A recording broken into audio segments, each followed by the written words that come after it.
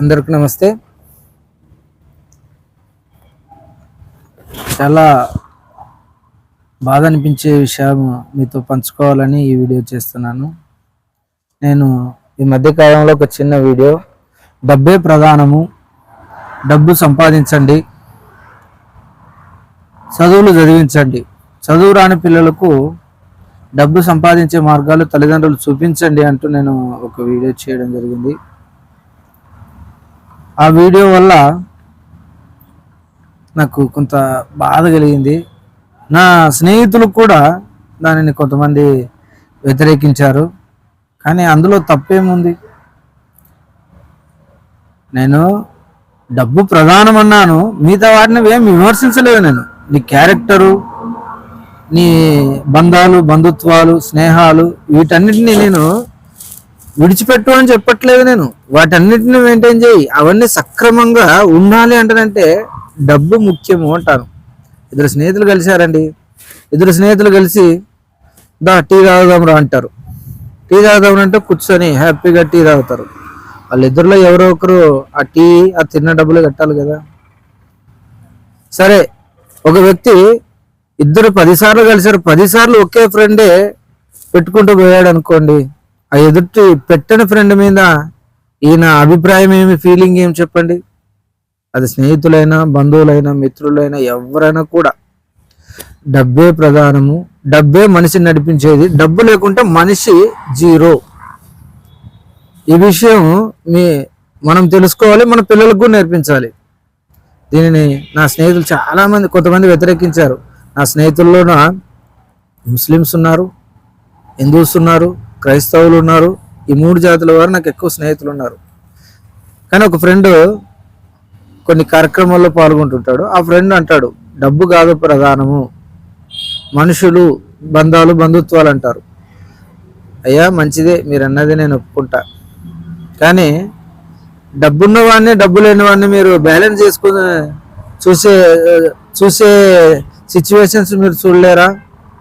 సరే, మన అమ్మ, మన అన్నలు, మన పెద్దలు మనకు ఒక మాట చెప్తారు, మన దగ్గర 10 రూపాయలు ఉంటే ఎవడైనా మనల్ని మాట్లాడిస్తాడు, 10 రూపాయలు లేకుంటే ఎవడు మాట్లాడిన విషయం కరెక్ట్ కాదా? కాబట్టి స్నేహితులు నన్ను వ్యతిరేకించినందుకు నేను బాధపడట్లేదు, బాధపడలేదు.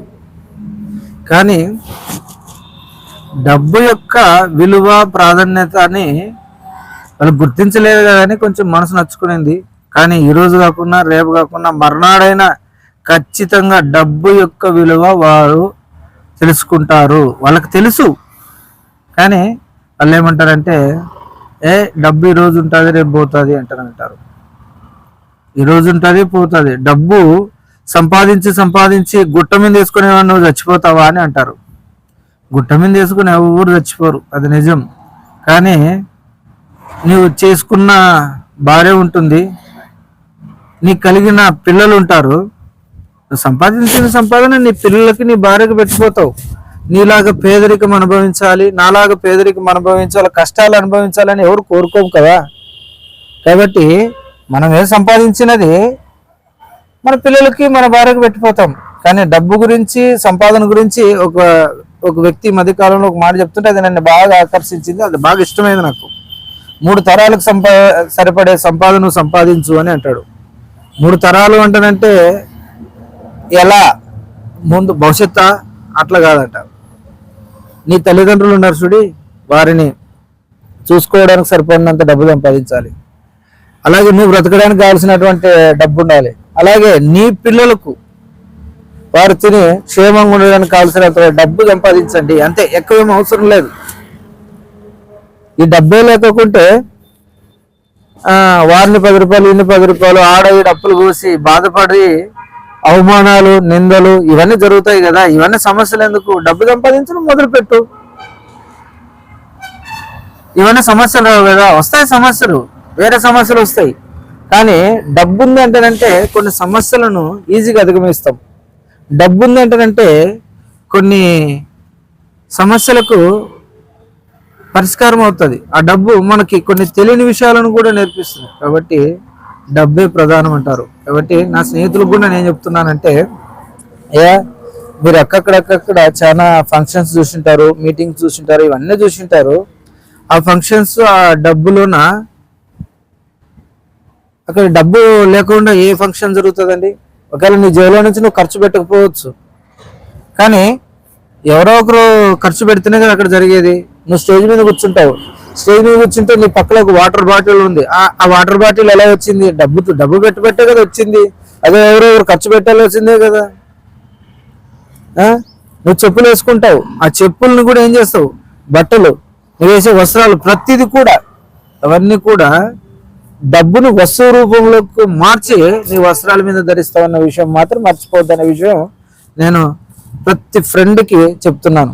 కాబట్టి మీకు నచ్చితే నా ఛానల్ని లైక్ చేయండి, సబ్స్క్రైబ్ చేయండి, తప్పకున్నట్లా షేర్ చేస్తారని వేడుకుంటున్నాను. నా వీడియోని చివరి వరకు చూసినందుకు మీకు చాలా ధన్యవాదాలు. నా వీడియో కనుక నచ్చితే, నేను చెప్పినది కనుక నిజం అనిపిస్తే, నేను ఇలాంటి వీడియోలే మళ్ళీ చేయాలని కనుక మీరు మీ మనసులో అనిపిస్తే ఒకే ₹1 ఈ కిందున్న స్కానర్కి స్కాన్ చేయగలరని తెలియజేస్తున్నాను. నమస్తే.